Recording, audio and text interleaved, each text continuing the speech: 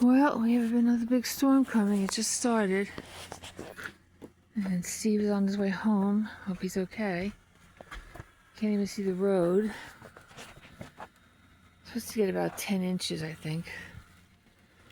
Whew. And he's bringing home bird seed for these poor little guys.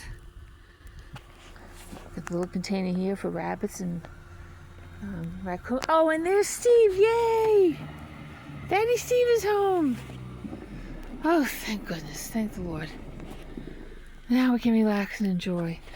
All the animals outside have a little thing to be fed. There's cat food in there, all covered with a waterproof cloth. Now we can put the bird seed out, and everyone will be fed.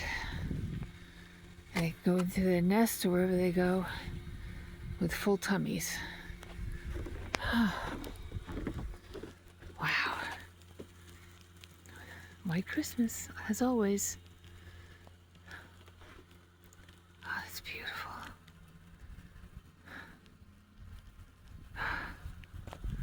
Whew.